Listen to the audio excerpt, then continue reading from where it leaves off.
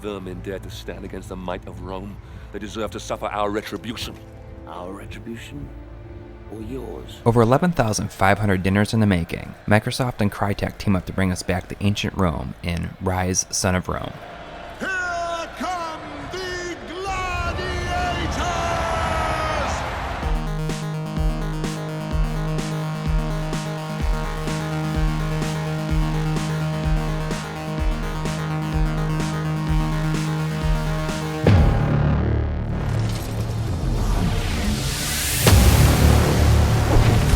Ryse is a story of Marius, a Roman soldier whose family is slaughtered by barbarians shortly after arriving home from boot camp or wherever he's been. He's understandably a bit pissed, but what he doesn't realize is he is but a piece in a game of chess between a couple of gods.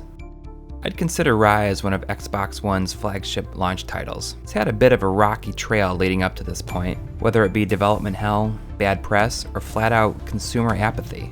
I was looking for an exclusive game to go along with my system purchase. I don't like driving sims much, so Ryse was my main choice.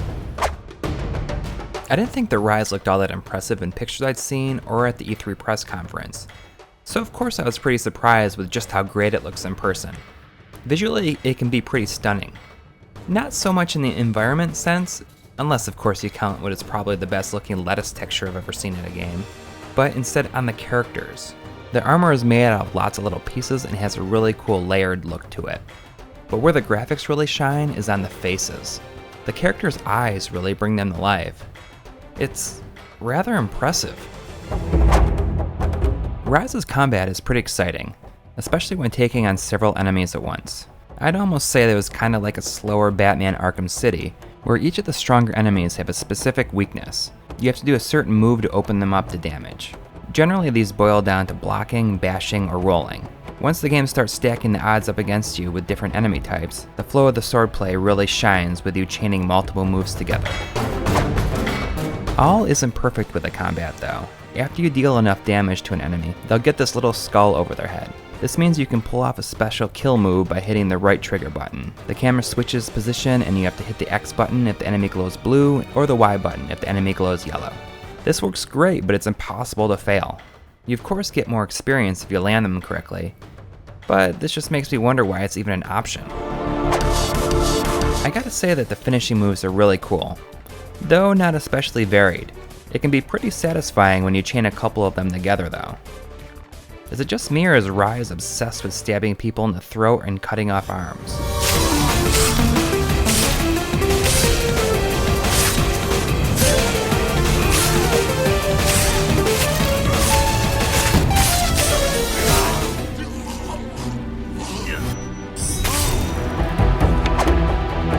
Razzes' story is a pretty basic tale of revenge, save for one really cool twist towards the end, which I guess stories like this are known for.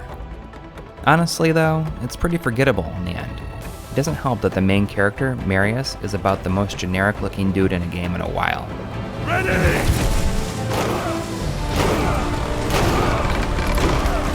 On me! Move! You get experience called Valor to upgrade your character's moves and abilities. Though pretty inconsequential on earlier difficulties, the upgrades really pay off later.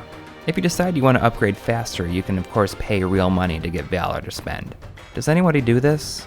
Probably, but you'll never get me to do it. Razzes' main campaign isn't too long for a single playthrough, maybe about 6 hours, but you can replay levels on harder difficulties with your powered up character. I love that more and more games are doing this.